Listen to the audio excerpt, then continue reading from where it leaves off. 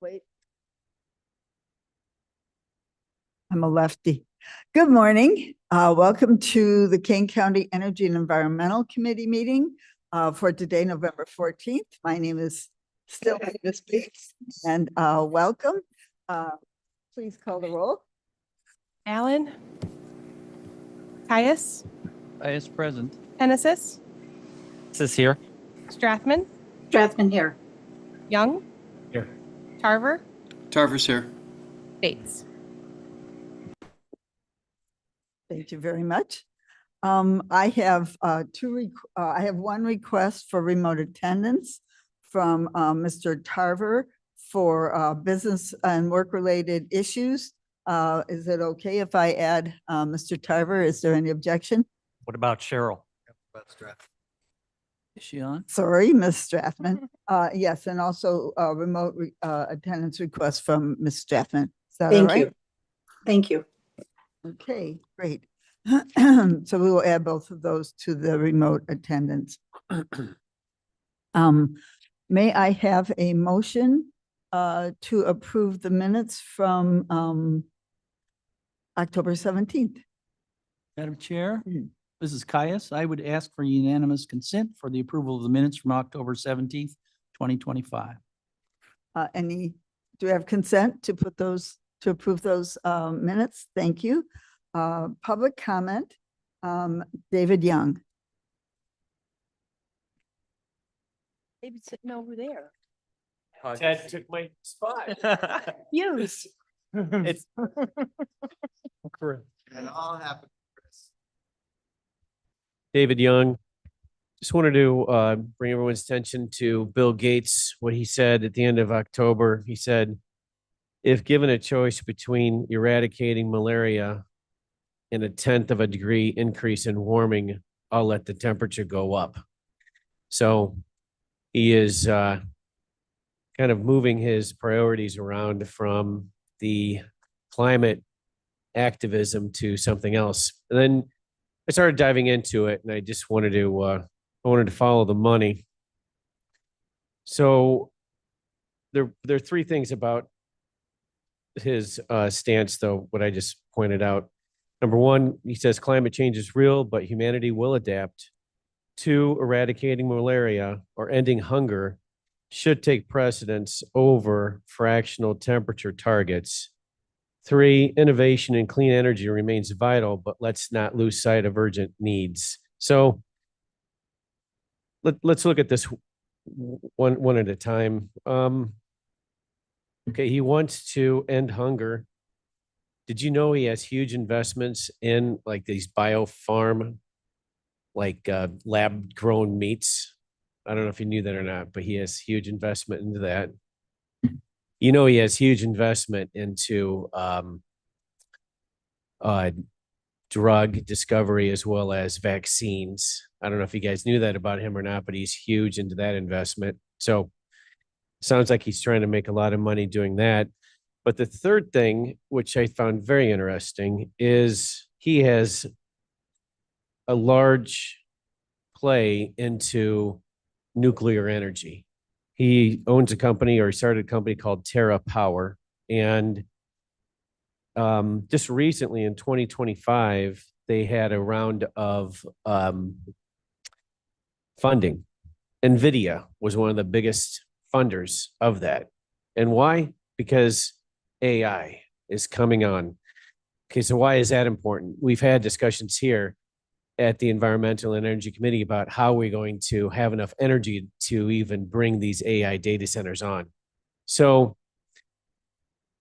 whether what you think about Bill Gates or not, he's definitely poising himself to make a lot of money, and he's transitioning away from this whole climate activism, probably now going to make a lot of money in this nuclear power to power the AI. And then also there's other stuff with the lab grown meat and the vaccines. Thanks. Mr. Shepro is next. Good morning, Ken Shepro, local historian, with your semi-quincentennial minute of today, Friday, November 14th, 1775. On this date, the Earl of Dunmore, the royal governor of Virginia, who had fled Williamsburg, the capital, in June to seek refuge aboard a Royal Navy warship off Norfolk, issued a proclamation that all slaves and indentured servants of persons in rebellion against the king were declared free if they joined a militia regiment to take up arms against their former owners. Eventually, 300 slaves were formed into an Ethiopian regiment known as Dunmore's Ethiopian Regiment and fought in several battles against the Patriots. It was a significant military unit during the Revolutionary War, composed primarily of enslaved Black men who sought freedom by joining the British cause.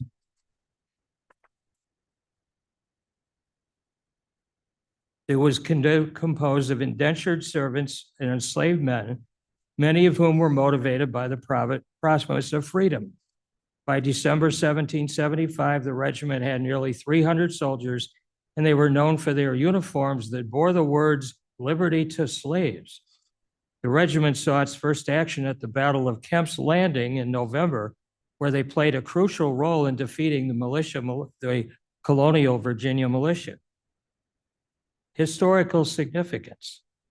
The regiment's formations marked a pivotal moment in the Revolutionary War, as it represented a shift in British military policy regarding the enlistment of Black slave owners.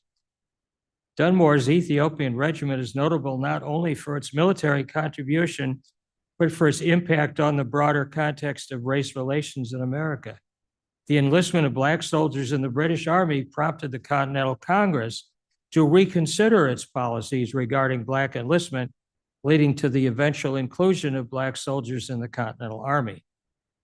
It was a groundbreaking military unit that played a significant role in the American Revolution, highlighting the complexities of race, freedom, and military service during this tumultuous period in American history. And I discovered also that something like 85,000 Black slaves, all obviously in the southern colonies, were actually escaped or ran away during the course of the Revolution. So that is your semi-quincentennial minute for Friday, November 14th of 1775. Thank you very much. 85,000, excuse me. Yeah, 85,000. 85,000. That's a lot. I know we get a lot of emails, but I would love if you could email that to us on a daily basis. I That'd will. be Very interesting. Thank you. Yeah. Okay, let's turn to Ms. Wolnick. Thank you. Last month, we went through the goals for our 2026 committee and mentioned that we were removing the tree preservation goal from the list in 2025. We did send out that list as well as included in last month's packet. I did not receive any comments from anyone. During the meeting last month, Mr. Roth did provide a document for SMART goals. As we kind of went through that document, it's quite extensive in how to create a SMART goal. And so because the goals for this committee are supposed to go underneath the heading of the agenda, it really was not possible to kind of take a SMART goal and make it small enough to fit in that area. So we have a summary page in your packet of the goals that we would like to include under the agenda heading, but we also have the backup SMART goals just for the committee's use. So if there's any questions or changes, otherwise, if you could just give a voice approval, we can make sure those appear on the 2026 agendas. Are there any questions or additions or approval for the goals as stated? I have a question, just, so these 3 pages, I believe it is, are of SMART items, would then appear on each of the agendas, No, just the summary page, which is the first page. which is the first page. Okay. Saving paper. In time. Mr. Gripe? Thank you. So you mean the ones in dark Yeah, the ones Bold. up there on that first page, that's how it Page- would look. Page Ex- 4 yeah, is the summary. Page 4 is what would be under the agenda topic, and then the backup SMART goal expansion of those 3 goals, as well as the few bullet points, is on the preceding pages. Page 5, Okay. 6. For the second one, would it be possible to add, funding is great, doing stuff like that, but what things could be done to improve energy and efficiency, just period? I mean, getting the funding is important, but what can we do in our buildings or on the campuses to improve energy efficiency that doesn't involve getting a goal? So we do both. We get both. Well, Mr. Caius, You have a green building policy. Mhm. It covers additions of what, $100,000 or A more million. for Yeah, anything, and buildings yeah, any or kind of air conditioning. building, new building or a building addition in excess of $1 million. yeah. Yeah. So is that part of it? What you're thinking? No, what I was thinking was, I'll be somewhat silly. I remember in the 70s, we had to turn off the lights stickers, which I'm not suggesting, but that kind of stuff. What could we do without having to spend money or raise money that would just say, hey, do this, don't do that. Suggestions, ideas, park here. I mean, there's a sign out in front that says, don't idle your car right here. That's a good thing. So probably didn't cost much. That kind of stuff, in addition to getting money to do bigger stuff. We can modify the SMART goal to include just, that. yeah, Sure. add that in there, certainly. any other comments? No, it looks good. Mr. Young? David Young, from what I just said, I mean, it is something that we're gonna have to start thinking about. I remember we had the guy from ComEd come out here and tell us that with these data centers coming online, that we're gonna be running out of energy, you know, and we're not gonna have that. So what should that be addressed here? I guess it's more of a question. How are we going to address the needs going and further into when we put these larger data centers online? I mean, what are we gonna do to power them? I don't know if we need to have that discussion now, but would that be part of this? That's more of a question than anything. I don't know. Just an observation. Something about how we would manage the data center need for energy. Does that sound like something we would? put Well, on I think, there? yeah, I mean, it's a broader topic as Mr. Young brings up, because it not only affects the overall power for data centers, the lack of it results in the use of greater natural gas usage, which is an environmental issue. And then we also see it on our individual power bills because the supply charges keep going up because the demand is higher than the supply. And so I think it's a broader topic, not just related to the data centers. The data centers and the electric vehicles and everything might be driving it, but there's a larger topic of overall energy and how we're going to get that energy, whether it be nuclear or solar or wind or whatever it is. So I think we can work on crafting like maybe a number 4. And that says something to the effect of future power supplies. Mhm. Okay, Madam Chair. yes. I Mr. Roth. one thing we want to be careful of, goals, it's something we can do. I mean, I know Jody has a degree, but I don't know if she could build a nuclear plant tomorrow, you know, in the back. You know, Yeah, I but we can't- can do, I wish we could. Yeah. And we'd say Jody will have it done by 88 or whatever, no. We can do education of where's the direction that we can educate people. Because a lot of people have a negative about nuclear because of 3 Mile Island, which was eons ago. In fact, they're getting ready to reopen it. Microsoft is going to reopen it so they can build a data center there. But I think the education, because nuclear should be part of the solution. And right now it's kind of still has a black eye. So I think as a, That's Can- not a foregone conclusion, but it's. well, but we need to Us. research that Yeah. and provide the education Uh-huh. and it comes out it's not. But there again, we shouldn't just turn our back on it. Right, there's a article in the most recent ISACO newsletter about this, that counties all over the country are grappling with Yeah, it's a AI big and issue. data centers. Right, yeah. Mr. Panasas. Yeah, I kind of agree with Bill on this. I mean, we don't know what the future is going to hold. I mean, Mhm. nuclear waste, what do we do with nuclear waste? There may be a solution to that at some point. And like, I know we want to limit this to what the committee can do. And what you mentioned, Bill, is education. What do we do as far as education? That's the key goal here. And I Mhm. think that's how we need to address it, is by education. Well, we could study this. Yeah. Would this be, Mr. Gripe? A question, speaking of data centers, can the county, and maybe nobody knows, and it's not to be in depth now, could the county require a data center to provide its own electricity? That was part of the Surja bill that just got passed in the state legislature, but it was taken out because it was so complicated that they didn't want to bog down the bill. So that's coming this year.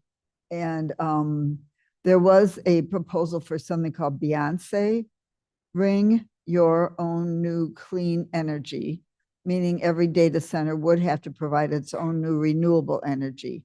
And then if nuclear became part of that, then maybe it would be that every data center had to provide its own energy of some kind.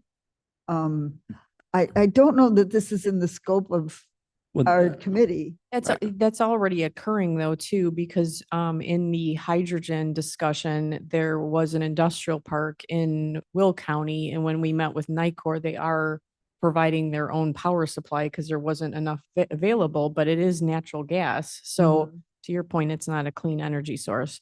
But I think just to kind of bring it back down to our level, we're having the discussion of community solar on the Fabian property that, and plus on a top of that, potentially batteries. And so both of those would put power supply, and that's something under our control. So I think if we kind of pair the education side of things along with the policy side of things that the county board can effectuate, and then also look at the community solar opportunities, there is some ability for us to have an influence on that. Could that be number 4? That's what More I'm thinking. renewable Yeah, energy for Kane Austin County? and I can craft something. Okay. So we'll try to blend into to bring in, what's the state's attorney going to I say? was just going to say that a good deal of this is going to be within the scope of municipal authority, not county authority. Right. As for example, in Batavia, where they, they voted down the data center there because they didn't feel they had the capacity. We don't have much to say about that. And Aurora has put a moratorium on data centers for 6 months, I think, while Aurora studies the issue. Okay, It's moving so fast. That's why people are saying, whoa. well, let's add data centers, AI, renewable energy, and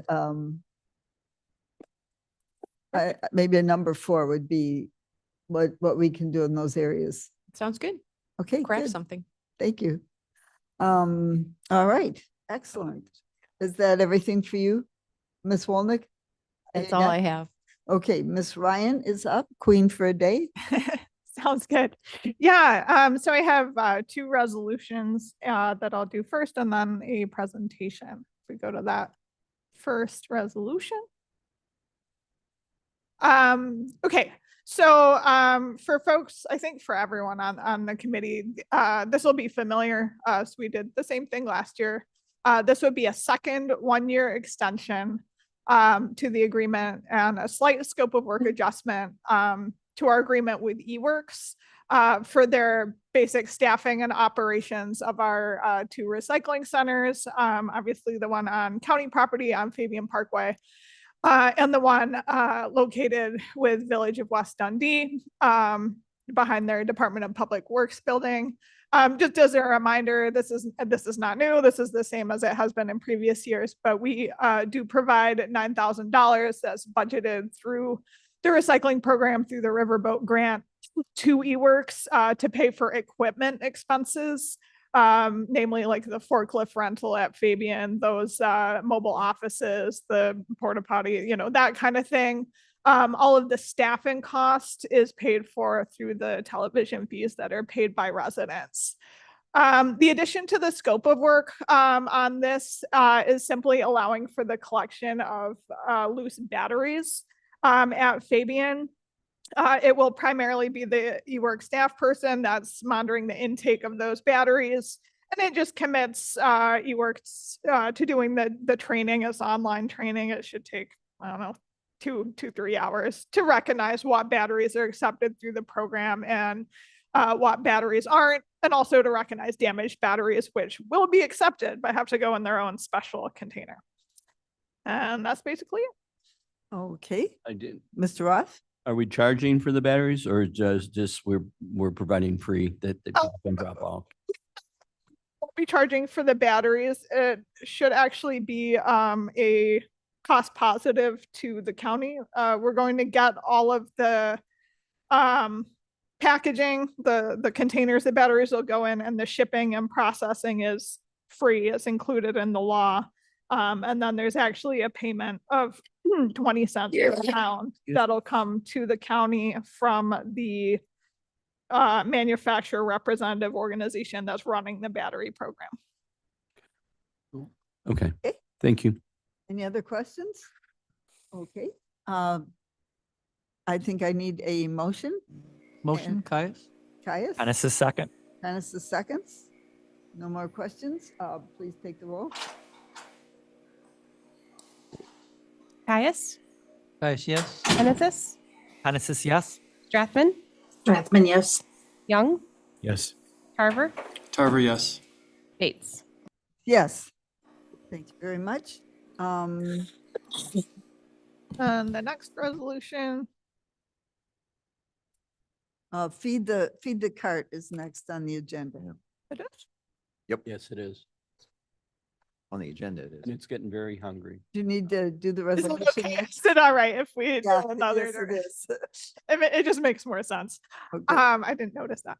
Okay, so the second resolution is simply re-entering into a 1-year agreement with Village of West Dundee to borrow a corner of their yard for our recycling collection there. And similarly, it's, I believe, $9,000 a year, $750 a month for every month is open, which turns into $9,000 a year budgeted through Riverboat again. And really no changes there from last year. We might, we're already taking batteries at both West Dundee and Fabian in equipment. I'm not foreseeing doing a large scale battery thing at West Dundee just because of space, but they'll probably have boxes there to collect batteries. Okay, any questions? Mr. Caius? I would move. Mr. Caius would move. Dennis is second. Dennis is seconds. Thank you very much. Any other questions, comments? Okay, please take the roll. Just one. Right. It's nice, and I don't know if we have something that would serve the south part of the county. So we've got Fabian for the central, this would serve. Is it worth $750? It's not much money, but if they do one battery a year, I'm just, I'm not sure I understand the question. So we're paying them $750 a month to do this. It's batteries, right? To have the space for the entire operation. So they like, we have a temp trailer there and generally kind of take over maybe, I don't know, 20% of their lot space, 10% to have the operation there. And they do help occasionally, like there's a little bit of staff time to help with a forklift every now and then, but mostly not. Okay, That's kind of what we're paying for there. right. Thank you. Yeah, to speak to that, with Caius, because that's my area. It's the only thing in the area, so it's definitely worth it, especially because it does cover the whole, it's all electronics, cardboard, Clothing, books. clothing, everything. They take just about everything. Okay, good. So well worth the $750? Sounds like it. I think so. Okay, please take the roll. Caius, Caius, yes. Genesis, Dennis is yes. Strathman, Strathman, yes. Young, Yes. Tarver, Tarver, yes. Bates. Bates, yes. Okay. Now feed the cart. I need to share here. Hopefully this is okay. One moment.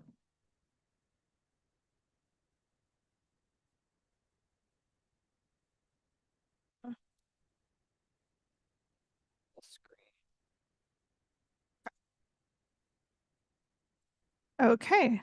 So I just have a couple of kind of introductory slides, and then we will have some guest presentation, then it'll be back to me.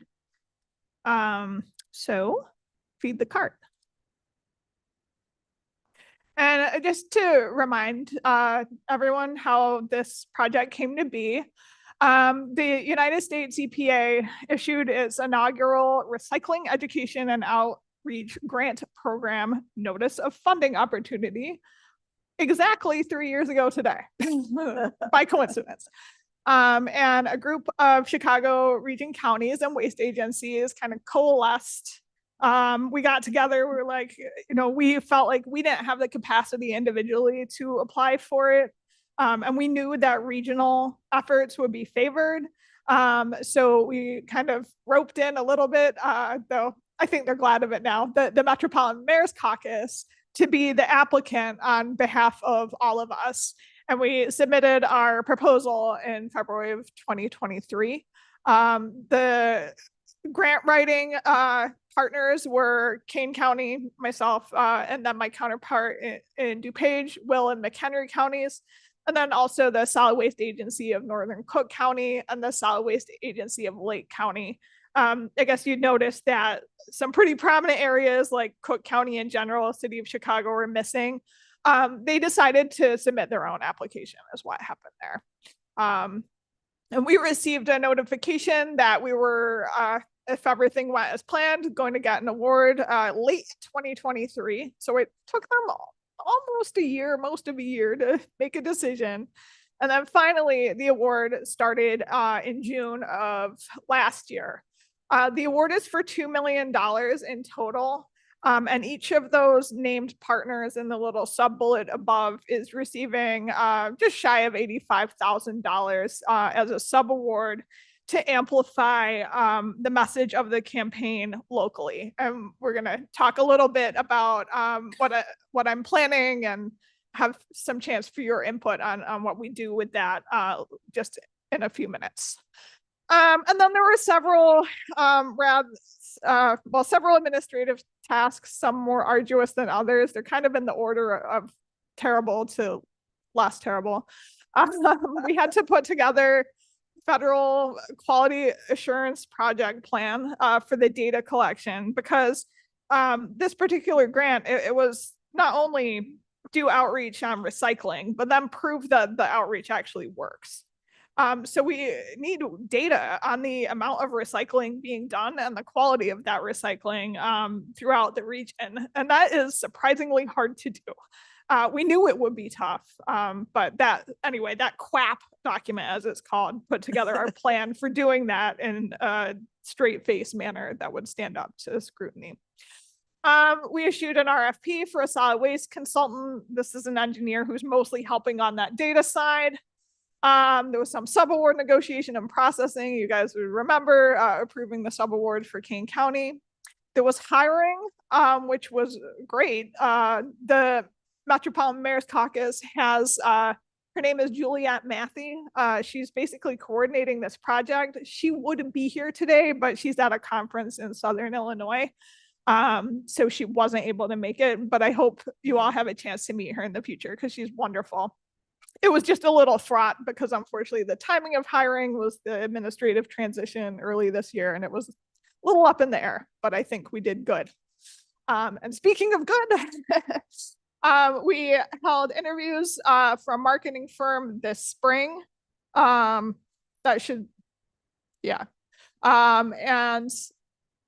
that was a fun process. I got to feel like I was in Mad Men for a little while. And the outcome of that, we ended up hiring a firm called Good. They're a 45-person or so marketing firm based out of Lansing, Michigan. Their specialty area is helping governments and nonprofit clients to create social change. And they have past experience with a highly visible recycling campaign with data in Michigan. I shared a couple of pictures from that. They rolled out the iconic recycling raccoons, I think in 2019. I actually saw a billboard for them in Michigan before I had this job or worked in recycling, and I still caught sight of it and said, that is the coolest thing ever. So we did go through a rigorous, proposal and interview process. We didn't just hire them because they'd done this campaign. But the campaign certainly helps. I'm going to stop my share real quick and just take a peek here. So they know that campaign in Michigan has resulted in a whopping 3 out of 4 Michiganders reporting that they recycle better if they've seen that campaign. There's been a 157% increase in knowledge that when you put material in recycling, it shouldn't be in a plastic bag. They've racked up more than 1 billion news media impressions in Michigan. And they've gotten over $2 million in free advertising through that earned media. So, it was just little things like that, I think really helps set Good apart. And we have been really happy with our choice. And on that note, I have an opportunity here. I'm going to introduce Lauren Abbott. She's our account manager at Good Marketing. She's been involved from the jump, and it's kind of our liaison with the creative team and the PR team. So she's going to kind of go through what we've put together as a team. So I hand it over to Lauren. Hello, good morning. I'm happy to be here and join you all. As Claire mentioned, I'm Lauren Abbott. I am an account manager at Good Marketing. Let me share my screen here and we'll jump right in to the work we've been doing.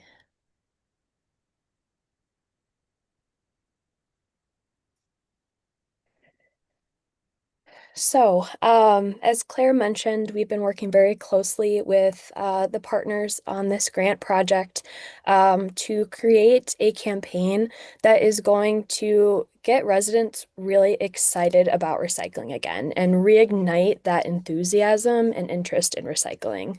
And so we had many conversations early on with the grant team on these goals and just what the campaign could look like.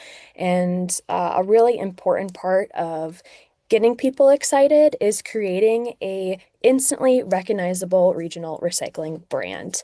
And then of course, this campaign strategy, we wanted to identify the goals, but also who we want to really focus in on and reach. And so our primary audience for this campaign is people in single family homes in Metro Chicago, with that secondary audience of local governments. So I will touch a little bit more on how we're reaching them in a moment. Some additional background on kind of the overall campaign approach.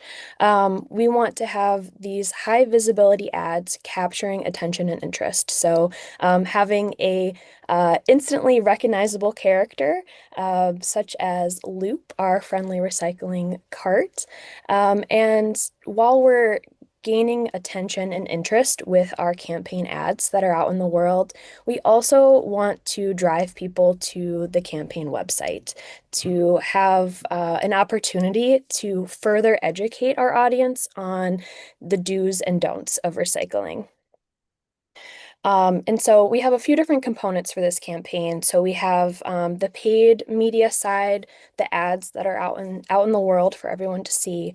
But we also want to make sure we capture additional opportunities to extend our campaign reach. And so a really important part of that was through our PR efforts, and to make sure that we're shifting that media narrative, debunking any recycling myths and showing that journey of what happens once people do put those materials in the recycling cart. Also, really important part too is just creating positive stories around recycling with this campaign as well. And then also, another very important aspect of continuing to extend that campaign reach is through creating shareable assets for partners and local governments to help with getting the word out there. So when we were having some conversations early on with the partners, we wanted to make sure we were in alignment on the campaign tonality.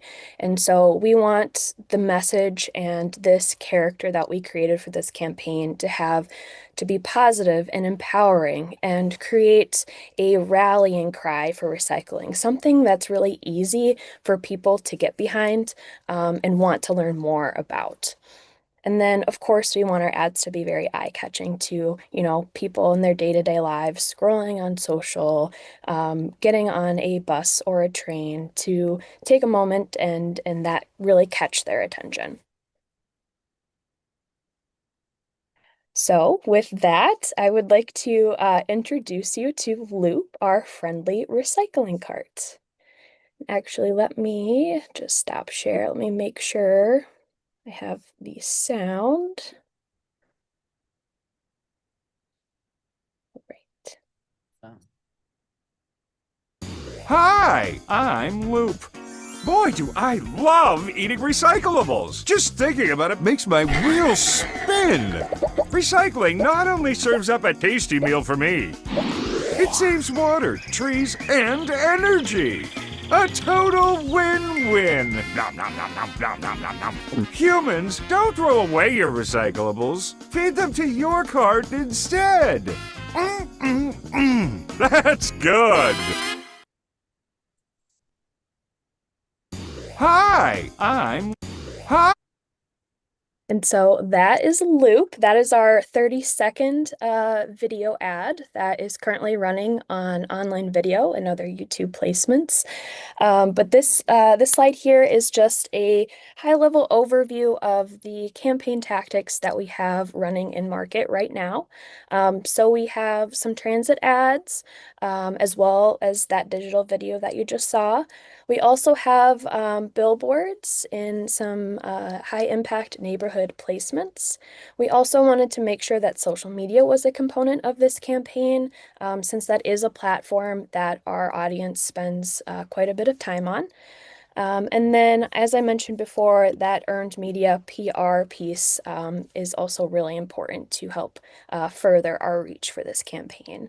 And a component of that was a news conference that we had last month, which I will share some results on momentarily.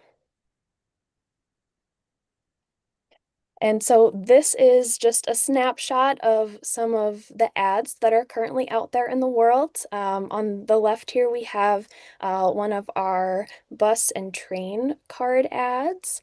And then we have some outdoor, and then we have a 30-second video, but we also have a 15-second video that is running on Facebook and Instagram that I'll play for you here.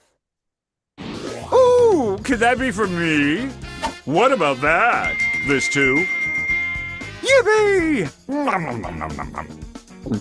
I love eating recyclables and can't wait to enjoy what my humans feed me next.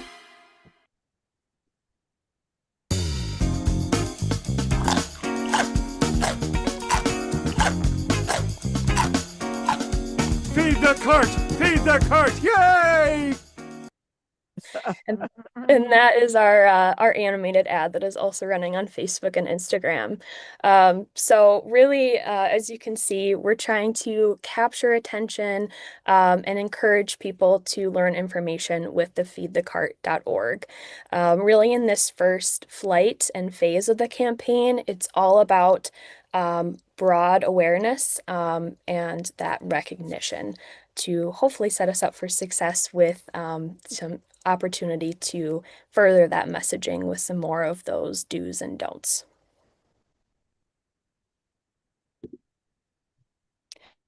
So as I mentioned, last month on October 20th, we had an official kickoff of the Feed the Cart campaign. And so you'll see in that photo in the bottom there, we actually had our speakers dressed up like Loop just in time for the Halloween holiday. And so really great coverage and stories that were generated from this press event. We actually had every Chicago TV news outlet in attendance, and we generated 31 stories in the first 48 hours. That does include both television and radio coverage. And we did have just about 9.5 million impressions from those stories that were generated. And then just the partners that we had involved and the coverage that we received, it's really a great start. You can just see the excitement that everyone has around this new friendly character that's out in the world. And this is really going to set us up for being able to continue to push our messaging and overall positive stories around recycling. Claire, were you dressed up? I wore a t-shirt. Yeah. But no googly, you didn't have the googly eyes on? That's, They're too big for my head. that's their costumes next year for Halloween. The environmental's gonna dress up as Loop team. Halloween costume. Bill, I see you have your hand raised. I do, Lauren. Thank you very much. I'm just curious, and I might have missed this along the way. What was the expense for this campaign to the county? To the county? Was Yeah. there an expense, I guess is the question, perhaps? To the county, it would, well, I mean, it would be whatever fraction of my time has been spent working on it, which I don't know, maybe 15-20% for a year. We Okay. received a grant of $83,000 to do this. Oh, thank you, Mavis. That's, I think, I was looking for clarity. I appreciate that. But I do want to note that 83,000 is separate from these efforts. So that is like the sub-grant amount that was given to each of the individual counties from the grant. So Yeah. Total grant, $2 million. We directly get to spend 83,000 of that where we see fit. yes, yeah, thank you. Mr. Gripe? Thank you, Mavis. Very cute, very cool.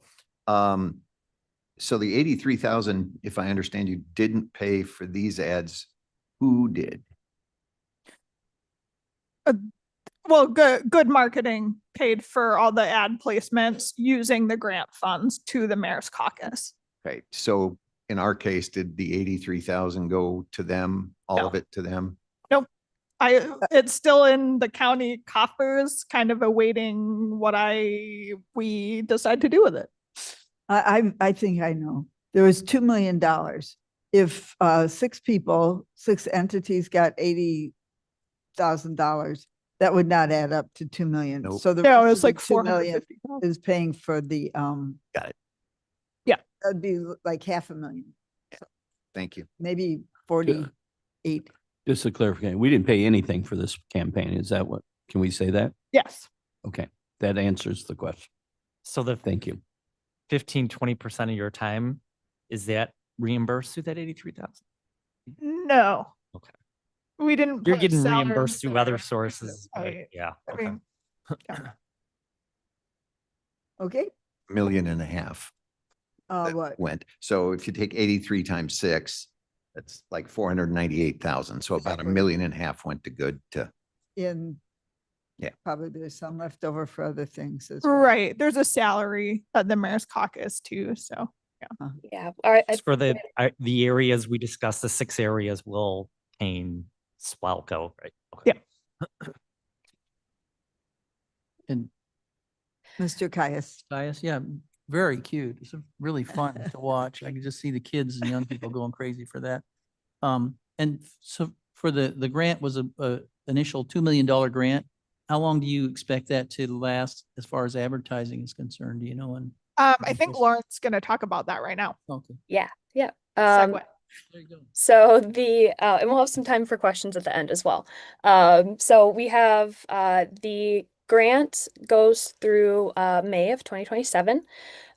So here is a snapshot of our recommended timing right now for when the campaign will be in market.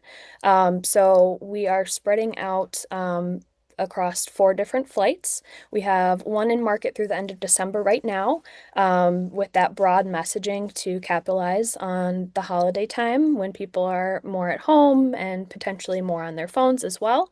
We'll have that second flight from April through May, continuing that broad messaging, and we will take insights from flight 1 to decide on any adjustments and maybe some different tactics for that second flight. You will see we're not in market over the summer months, but that does not mean we're not doing things. As Claire mentioned, Juliet has been a really great leader on this project as well, and we'll have many community events during those summer months with some flyers and other items to continue that reach for the campaign. And then we have flight 3, November, December of 2026, and then flight 4, February through March. And we will look at adjusting some of the messaging for those last 2 flights to be a little bit more detailed on some of the do's and don'ts of recycling.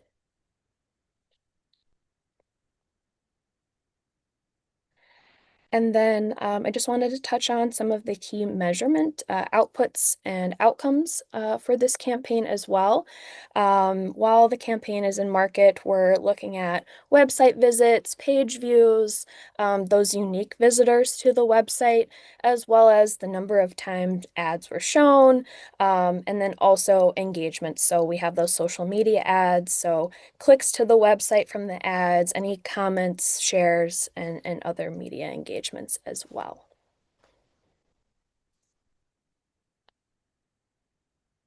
And thank you. I can open it up for questions.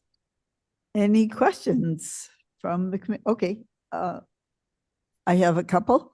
So you mentioned recycling myths, which are a big drag because they discourage people from recycling and tell people it's all going into a landfill anyway. And so are you going to be addressing that? And I did ask that question when I was at the Municipal Recycling Center a year or 2 ago, and the answer was we wouldn't be building a multi-million-dollar recycling center if it was all going into the landfill. But are you going to be talking about that in your campaign? And go ahead. Yes.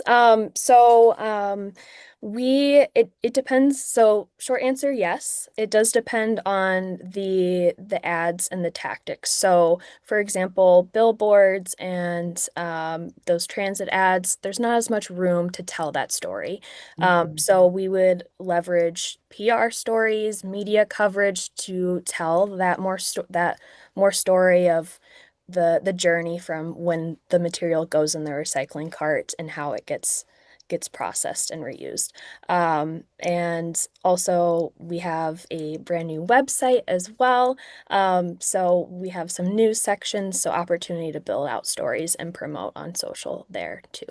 Yeah, I would just add, so we actually held that press conference. It looked kind of dark in some of those photos. It's because it was at a MRF. Right. It was at a recycling facility. So that was kind of a nod to that, like showing recycling is really happening, you know, in this area. And then I'm going to share, if I can find those controls again, the website. Here we go. Okay.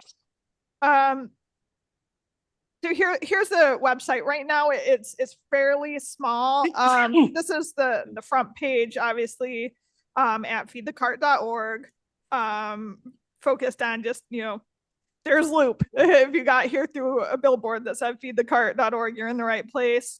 We have a Recycle Coach deployed on here. It's a little overwhelming because if you click on this, you got like every town in the covered area, but Kane County is certainly up there.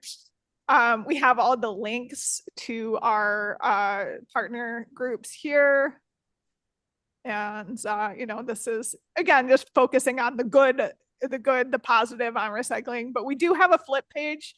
this is supposed to be, we struggle with what to call it right now. It's not for Loop. It's kind of his allergies and things that, so this might be some of the myths, you know, that, and this is a nuanced message because batteries, electronics, and clothing, we know they are recyclable, but they should not be going into your curbside cart, right? So we're kind of saying that these are recyclables, but they shouldn't be going in your cart. And we have options for, we do talk quite a lot about electronics because you can't landfill them, but you also shouldn't put them in your recycling cart. Batteries are on January 1st are in that exact same category. They give him cart burn. That's like my favorite part of this whole thing. And household hazardous waste. So yeah, and like Lauren said, there's a lot of and the green stuff, the organics, not for your recycling cart. If you have a organics cart, now we're talking. So yeah, lots of room to build this out still. Okay, that's great. That's what I was hoping to see. And especially the difference in the rules from one place to another. And that's covered in the website. Yeah, to be honest, there aren't really that many different rules in this area. If we were to roll this out statewide, it gets messier. Okay, good. Yeah. Any other questions? Mr. Gripe? You just touched on something that I thought when we went out to Chris and you, and I think Mavis was there, we went to the recycling center. It was a real eye opener for me about what comes in. I'll never forget that 100 feet of hose and a winter down coat. It's just whatever. So anything we can do to strengthen, because I know our Kiwanis Club, and I still want to get you there, Claire, but our Kiwanis Club has done some presentations on what you can and can't recycle. And it's always been an eye opener for me, like black plastic. Don't even think about it because it can't be moved back up the scale. It's the darkest color and can't be used. So anything we can do to strengthen that, because I think people, will put more in recycling, but in a lot of cases, I watch my neighbors, what they put in, and it's like, no, you can't do that. You can't, we like that you're trying, but don't do that. But they don't know. And I don't know that they know where to know. So anything we can do to help would be great. The struggle is real.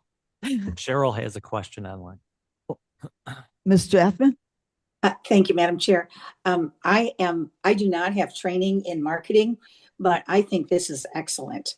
And it has such appeal. It has a grabbing effect, the num, num, num thing. I can just see this going really big and being really effective in our goal of educating people about recycling. And kudos to everybody involved in this. I think it's excellent. Oh, thank you, Ms. Strathman. Thanks, Cheryl. I have one more comment. I think Lauren and Claire, that at least for me, I really benefited when I started to understand that something may be recyclable, but the machinery at the MRF is not designed to handle it. Like the plastic jewel bags, just these, they're recyclable, but you throw them into a MRF and you're gumming up the works, and some poor guy has to climb out onto some scary machinery to pull off the film. So I think understanding what the MRF machinery, it's just not designed. So some things you have to take to, that's the deal with the Christmas lights, right? Yeah, they're recyclable, but the machinery is not designed to handle. Yeah, maybe Loop could tour a MRF. Could what? Could tour a MRF, and we could tape it yeah. as a video one day. Oh yeah, that would be great. Awesome. Everybody should tour a MRF. I do have a couple more slides just about prospective plans for our 83,000. So just to highlight, this campaign is in King County today. This billboard is in Montgomery on North Main Street. There, I visited it yesterday. That's the location right there. Right now, we have one other paid billboard in King County. It's up. It's near the intersection of Route 31 and Highland in Elgin. And then there's a handful of other billboards, one actually fairly close to this in South Aurora, and one near the border of St. Charles and West Chicago on Powis Road. That those are being donated by Clear Channel. I don't think they're up yet, but basically when the current customer's placement runs out, they're gonna put on our billboards. So Where's the one in South Aurora? it's not up yet. I looked Okay. yesterday. It's near the intersection of River and Third. Okay. Where's that? Is there a river in Third? Well, I'll go look. Downtown. It's near Hesed House. Oh, near Hess, Yeah. okay, I'd say down by the river. That's why it's called river. okay, great. Okay, so what are we going to do here to boost Loop's impact? Well, one thing I'm committed to already is doing a 2026 Green Guide and heavily focused kind of introducing Loop and the campaign in it. This is a mock-up. This isn't like what it's going to look like. I just drew this together yesterday, but it's just to demonstrate we can use these graphics to make messaging specific for King County. I would like to get and plan on getting a full Spanish translation of the Green Guide, which is not something we've always done, certainly for the online version, and maybe a limited print of that as well. I'd like to direct mail the Green Guide, maybe not the whole guide, but like a teaser postcard with the Link. link, the QR code. I'd like to send it to everyone in the county, but we don't have that kind of money. So what we're probably going to do is focus on some municipalities and townships that have a lower recycling rate than the Kane County average based on our data.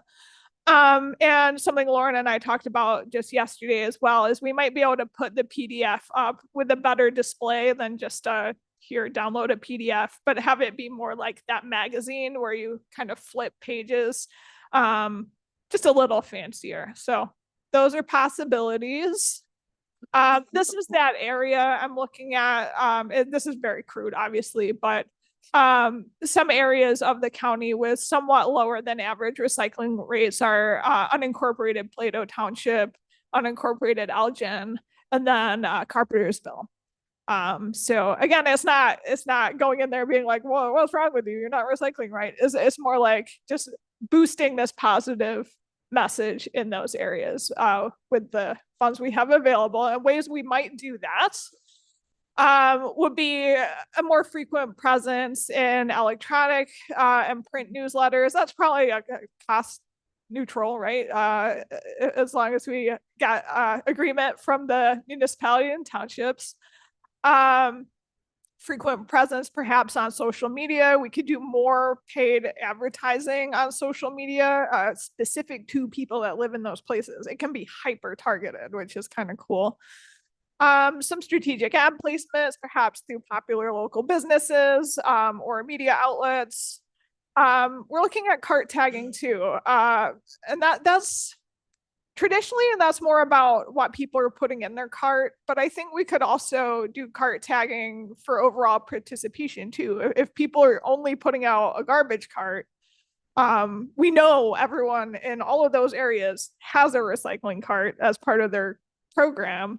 So it would just be a little tag saying, hey, we noticed you're not using it. Do you want to think about it? And it has worked in the past. That's a pretty time intensive effort. So if we're going to do that, I'd probably be hiring a seasonal person for the summer using, again, that 85,000 to do some of that. I'd like to have a presence at local festivals, events, parades, farmers markets, etc. in those areas. Juliet might be able to help me with that, but it would be some of our time as well. And then engagements through the school districts, libraries, community centers, etc. This is just a fun thing. So the loop you see in the ads and on the billboards is actually a real constructed model. It's photos of this model. And he's on tour. He's been loaned out. My colleague in Will County was the first to get him. She's retiring next spring. So we wanted to make sure she got her tour in, and she took us picture with all these, landmarks in Will County. It would be fun to do that here too, and do like a little social media thing or Kane County Connects thing with Loop's tour of Kane County. I'd like to have some strategic presence at large and thematic events. How cool would it be to have Loop, in the Swedish Days Parade, for example? And, just more good ideas too about what we can do. And I heard he wants to attend an energy environmental meeting sit next to Mavis. Pardon me? Loop wants to come to an energy environmental and sit next to you up front there. Okay. Memorandum. I never saw a garbage can smile before, but this one is, Because he's a recycling cart. he's a recycling. Oscar's cart. proud. Not garbage. This is, Cross between Cookie Monster and the Grouch.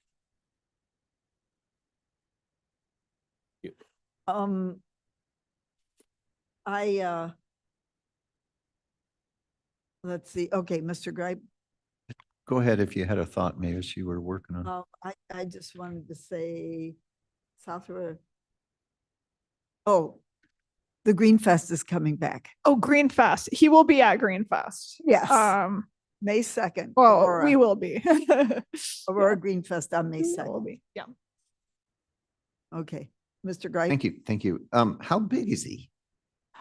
He's pretty small. That model is probably only 24 inches or so. We are looking at making a Loop. It probably won't be as fancy as that, but we're looking at being able to make them out of 35-gallon recycling cars, like a real recycling car. I'd be glad to help with that. I Yeah. like constructing, and that would work. Serious point, Bill. That would work in a parade. Right, Yeah, right. it's- This guy would have to be carried. Somebody lovingly. could push him along. And Well, I think you need a robotic one. Let him walk himself and have it Oh be my solar. if you can get $1 million grant, we'll do that. But Think big. $1 million to do a robot. There's robot clubs in the county. yeah, He Claire, looks a lot bigger next to that spaceman. you Yeah. made a comment about like in Carpentersville and Mhm. some of the other areas that their recycling use is lower. I'm going to guess that what they do is they weigh the trash, they weigh the recycling, and that's how they do it. Is that how they? Yeah, so all pricing on trash and recycling is by ton. So they take scale weights of every truck that collects trash and recycling. Yeah. I'm having one of my wonderful, horrible ideas. I'm not sure if it's wonderful or horrible, but I think this is now you've probably gained from you that when the recycling truck dumps your cart into the big thing in the front, they take a picture, right? They do. It's actually a continuous video stream. So, so that could be used in a couple of ways. That could be used in a, don't be naughty, because, you're on candid camera, your recycling bin is on, or it could be used for education. If somebody was putting a down coat into it, that could just be a little friendly note. I know that's, Yeah, I mean, so cart tagging is kind of the manual version of that. What you do is you go out before the collection happens and look in people's carts. You don't like empty them out. You just look through the top to see if there's obvious problems like everything's in a trash bag or they've got huge chunks of styrofoam, that kind of thing. With the video feed, that's really tightly held by the waste companies. They're very, very unlikely to let us see but what do they that use or- that for? Do they use that for, Mostly they use it on the back end. It's sort of like the black box on an airplane. If the truck catches fire, they might be able to see what's in there. Some do use it to charge fees and penalties against their commercial clients. It isn't used that way for residential. it's I not? think you would run into a privacy issue too. Yeah. Once it's out on the. Once you put it in the garbage truck, I don't think Public. it's private. No, but going back to the customer to say, hey, don't Yeah. do that would be a privacy The report, like and also very expensive to do. yeah, the report or the video too, it's not of each cart being loaded. It's usually of when the front hopper fills up, which is probably like, I don't know, 25 carts is the dump. That's what they're recording usually. Oh, not, Yeah. okay. Yeah. All So right. those trucks are fancy. They've got all sorts of cameras everywhere because they want to be the first to know if something's smoking. Oh, Mr. Panasas, Yeah, slightly off topic. I saw either you or Lauren presented this saying that it's focused on single family households. Obviously, this message is going to translate to people who live in apartments to dump it in the recycling dumpster. But as far as like the direct mail piece for promoting the Green Guide, would that just be going to single family homes or would you send that out to apartments too? I don't know yet. Yeah, how much money we got? Yeah, yeah. Right. Because this program obviously is going to translate to people that live in multifamily. I mean, probably the mailing list I would use, for example, for Carpentersville would be from their waste service. So it would not include apartment buildings. Okay. By single family, it does include things like duplexes. It's really who has a cart. Right. Feed the cart. That's- Yeah. you got right. it, Art, Yeah. okay. Okay, any more comments on this? Lauren, thank you so much for everything you do and the presentation. And Claire, is there anything else? Was that the last slide? Oh, there's. Yeah, yeah, that's it. Okay, Thank you so much for allowing me to join you all today. okay. We Thank you, Lauren. appreciated it. Thank you. Enjoyed your presentation very much, as you can tell by the lively conversation. So thank you very much. Okay, Claire, that's everything you wanted to say? I have one other unrelated thing. So it's about, we have an opportunity to tour the TerraCycle facility, in Aurora. So TerraCycle they're a specialty recycler. They kind of have two arms actually that work out of Aurora. One is on quote unquote regulated waste. So that's the universal waste, including some electronics. I actually use them for our fluorescent bulbs from the Ace Hardware program. They do some batteries. So it's like low level hazardous waste, but it is regulated. So there's that they do, but the main part of their business is honestly collecting and finding ways to recycle what most people consider unrecyclable.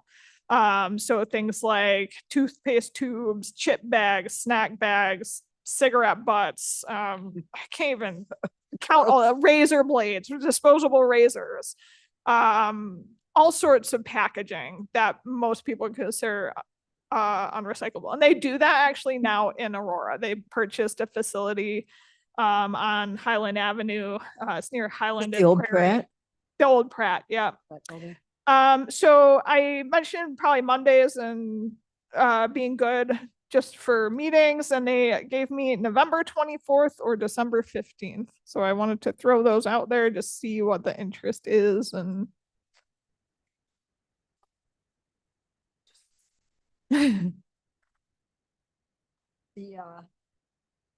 December 24th, did you say? November 24th or December 15th, both Mondays. It would probably be in the morning, sometime between 9 a.m. and noon. I'd love to see the 15th because it's not Thanksgiving week. That's the only, 24th is the Monday before Thanksgiving. Yeah. The 24th actually works for me. The 15th doesn't. But that's okay. it's whatever works. The 15th would be okay for me. Okay. Anybody else? Either one for 15th me. is- On a side note, while you guys are deciding that, I have a meeting with them Monday afternoon because you guys have all heard my woes. Cardboard recycling is costing the food pantries a fortune. And Group does not like taking cardboard. They're almost mean about it when they have to come pick it up. So I have a meeting with them Monday afternoon to see if they could do something. So I'll let you guys know how that works. Yeah, the cardboard market is tough right now. But yeah, Huge. I mean, yeah. we can't just ignore it. No, I agree. I have Groot. When I put in the cardboard, what are they doing with it? It goes to the MRF. I mean, Okay. we do cardboard recycling now with waste management and at Fabian. It used to go through eWorks, and then they were like, we can't take anymore because of the volume was too high and the price was that they were getting was too low. So we do have to pay Waste Management to have it removed. I mean, they're fine about it. It's not going that far. It's going to their transfer in Batavia. So, but yeah, they take it to a transfer, it gets sorted, and it does get sold for recycling.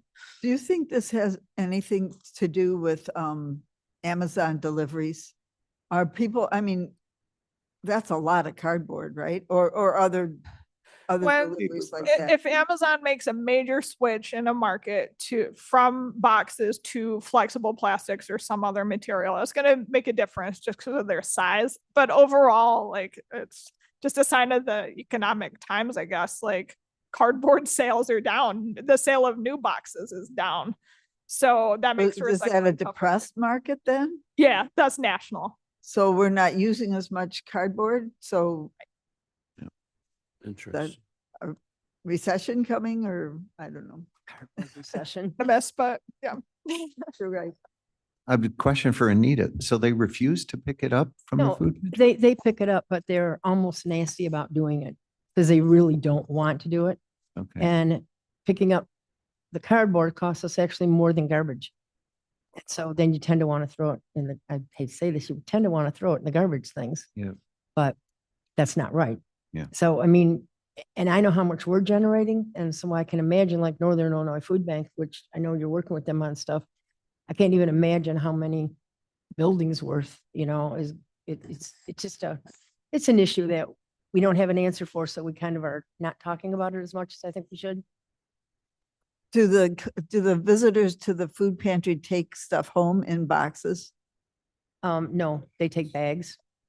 Put it in the They're too heavy. I mean, they don't want to carry big boxes up there. The bulk delivery comes in boxes, correct? You get bulk and then like we'll get like, Like the totes. yeah, you'll get like a tote, but then in that tote, maybe 50 smaller boxes that we have to break down because they contain other things. So it's a lot. Okay. But come I'll over. let you know after Monday what I'll Tetra come over and Cycle check says. it out. December 15th? Yeah. Good for that? Sounded like the better date. I'll get back to them. Okay. I've heard about them for a long time. And their plant is like 4 blocks from my house. I looked up, I thought, oh my God. Okay, all right, then we'll wait for Claire to give us more about that. John? Just a quick general recycling question. I mean, this is impressive, all the stuff that's going on, and people need to know more about this. But every time I walk in this room, I see that recycling bin over there that's not. And it's a trash bin. I mean, everything goes into it. They don't even put plastic bags in them anymore. Now it's just open. And I went to office emergency management dinner. Bill was there, Madam Chair was there, and a couple of other board members. And the recycling bins were full of paper plates, food, stuff like that. So I would love it if we could figure, and I think it's because they don't pick up from us or we don't know how to get it to them. If we could fix that and really have recycling right here at home would be Yeah. awesome. We've been looking at building management on the new posters and stuff. I'm really surprised. I thought the last time I looked, maybe I'm confusing with the auditorium. I know they've got it down in the auditorium properly. I don't know why there's no trash can in here and why our And posters that's the issue. There's no trash can. Yep. You got to Yeah. get outside or you go up to the front and the audience can't come to the front. But we need to make sure, Claire, it's not you guys. I mean, that even if we have 2 bins, I'm still convinced I've seen them go into the same collection when they empty them. I mean, if it's super contaminated, that's gonna happen because our custodians won't pick through No. really nasty stuff. But I know they're making a much more organized effort among the departments for our day-to-day recycling in this building to get it in the right dumpster. They actually bought a special like slinger thing. It's with the trash bags. You can just tie them off and throw them in, it's harder to get recycling in because it's not supposed to be in plastic bags. So they have a special lifter thing now that they keep at the mail building that they use to lift it up and pop it in. Maybe we can get Mis- one of those little mini Mr. feed the Caius? cart loop guys. to be over there. Friendly, yeah. Very nice. Building management is working. It's hard to adopt it over 1,300 employees in all kinds of different circumstances. So there has to be certain parameters like, and that's the case right now is that personnel will not go through.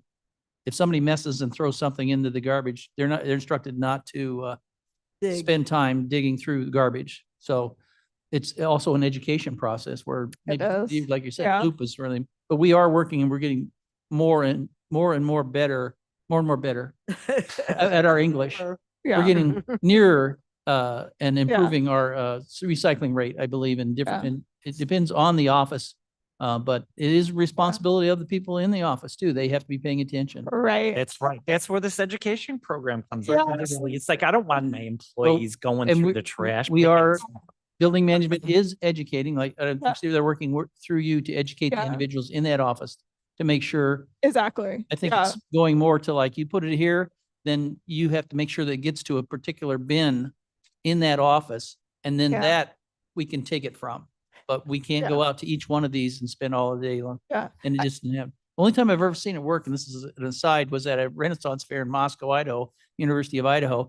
And they had volunteers that were little deputies in their little swords and outfits that they had, and there were three, well, but they didn't, as far as I know, they didn't use their swords, but they had volunteer for a certain segment of time. Yeah. And they were instructing like, okay, when someone was coming to the Yeah. garbage, they monitored them. Oops, where was this come from the outside? If it came from outside the event, then it was went to one place. It was recycling, went to another, and everything in the place was supposed to be recycling, and then garbage, real garbage. So that's the only time I've ever seen it work is if you've got a guy carrying a sword standing by the thing there. There's actually like touring music artists that hire a coordinator to get volunteers to do that at like stadium events and stuff, like stand by the recycling and be like, no pizza in here. I tried it in Rotary stuff, and Oh. once you have a, They're working with AI. The garbage can will actually do the monitoring and Loop would say, no, not in my can. Oh, maybe we'll throw it out back at them. Yeah, there's. No. No. Yeah. I'm not gonna name names, but I have been the custodial staff have requested that I do a lunch and learn with certain departments just to help them out. So we'll get there. Okay, anything else, Claire? No. Okay, any other comments for Claire? Okay, so we have come to new business. Any new business? Madam Chairman, this is Alan. Oh, yes, Miss Allen? thank you. I'm sorry to barge in, but I just couldn't resist. I want Mr. Gripe to know that at that OEM banquet afterwards, I did go through the garbage and I pulled out all of the aluminum serving pieces that they used on the buffet, and then all the cans and plastic bottles that were in the garbage. So I'm the guy with the sword, only I don't And have she a made sword. $20. Bless your heart. Yeah. So, We need bless more your Deb heart. Allen. Step That's what- dumpster diving. Yeah. That goes to Anderson's Animal Shelter, which is why it's worth doing. Yeah. Bless your heart. Okay. New business, Mr. Young? David Young, don't dumpster dive at my house, please. There was a guy that was here.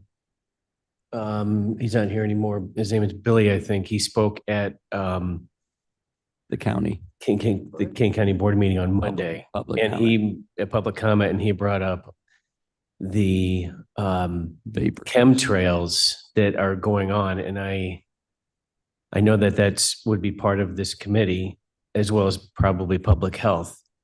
And it's a big deal because you do look up and you see what are they spraying up in the environment? What is it? I don't know.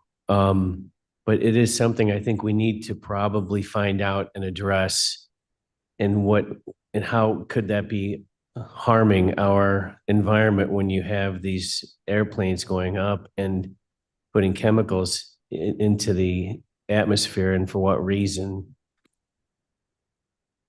Well, that's. And I just wanted to bring this up because I'm so glad he brought that up and showed the pictures because I've looked where I live and I see them crisscrossing all over the place. It looks like clouds, but it's really not. It's just this long thing. And you see, that's like long flights that are going way over Chicago.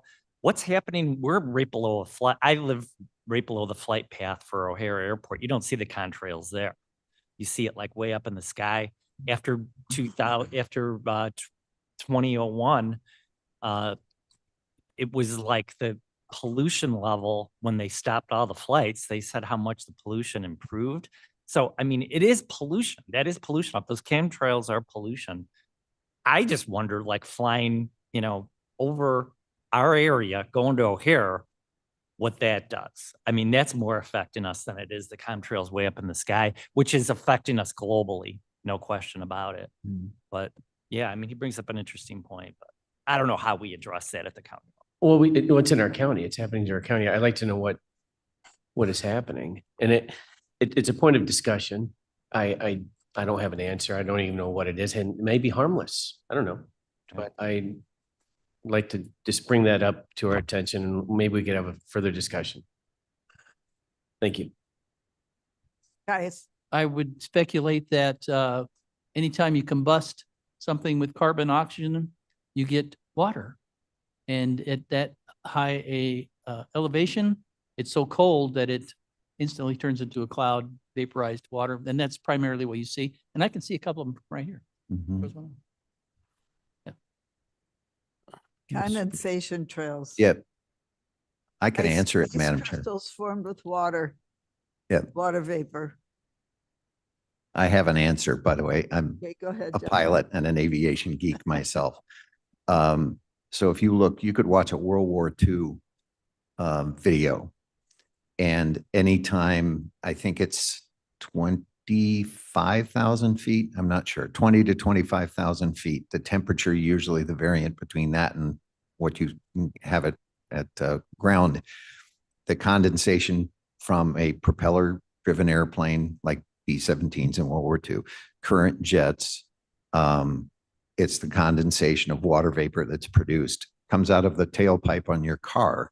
You may see, it's the same thing. Now, that's not to say they couldn't be adding something to it, but I also have a number of friends who are senior aviation mechanics with large airlines, and I've asked him about this, and he said they would have to intentionally add it, and we'd see it if it was in the mechanism. So it's up there. Now, that's not to say it's not pollution that we should be concerned with, but I think that's the general explanation.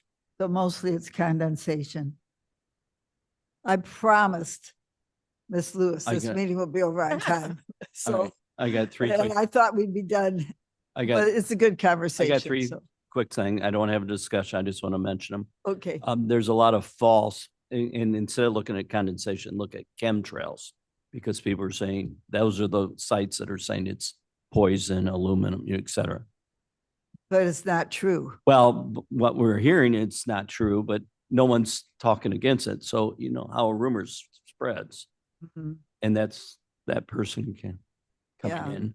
And I had someone else I was talking to about it, and they said, oh yeah, it is. Look it up, chemtrails. So, but into that. I have two new things I wanted to mention. I don't want to discuss them. I know last month we said we were dropping the tree ordinance.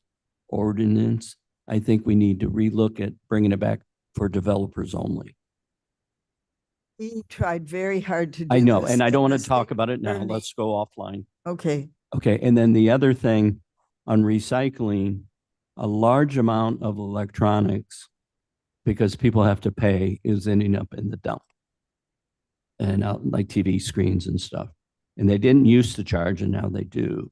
And if you measure how much you get versus how much, and I don't know if you can get retail sales of new TVs and monitors, you can kind of estimate how much is getting tossed in the dump. Landfill banned, and for the most part, they're so large you can't sneak them in a trash cart. So, I mean, It's, people do- it's happening, and I'm talking, especially the older monitors that are smaller. maybe fly Yeah. dumping or Yeah. something like that. They do pull them out at the transfer as well. They don't love doing it, but they have. Well, you know. not going in recycling, they're going actually in garbage, and they put them in a black bag so you don't see them. Oh, wow. Because Yeah. people don't want to pay the It's the bigger, well, the bigger Okay. TVs are harder. to Thank you hide. very much. Yeah. Anything else? Okay, because I do have to have my comments. Okay. Chair's comments are, I want to remind everybody about the special committee of the whole that we're having on December 10th at noon to discuss the possibility of putting a solar field on the Fabian property where the old jail was. And Roger Fonstock and Jody and Arnie Schrammel are putting serious work into this to educate everybody about the possibility and the business case of doing this. If you have questions, please let us know ahead of time so we can be prepared. Because we want to, really inform everybody as well as we can. So please come December 10th. Okay, great. And thank you to the staff once again. Thank you, Claire, for being the big engine that could. You're welcome. May I have a motion to place the reports on file? Genesis moves for unanimous consent to place the reports on file. You did that very well, Mr. Pennis. You're learning. Okay, all in favor? Consent. There is no executive session. And may I have, we've got 4 minutes left to go. A motion to adjourn? Woo-hoo. Caius moves. Strathman seconds. Thank you. All in favor, say aye. Aye. Or just close your computer. There's going to be a guest chairperson at the cow, the December 10th. Yes, thank you for. Because coming, Madam stepping Chair up, is out Mr. in Ross. Florida.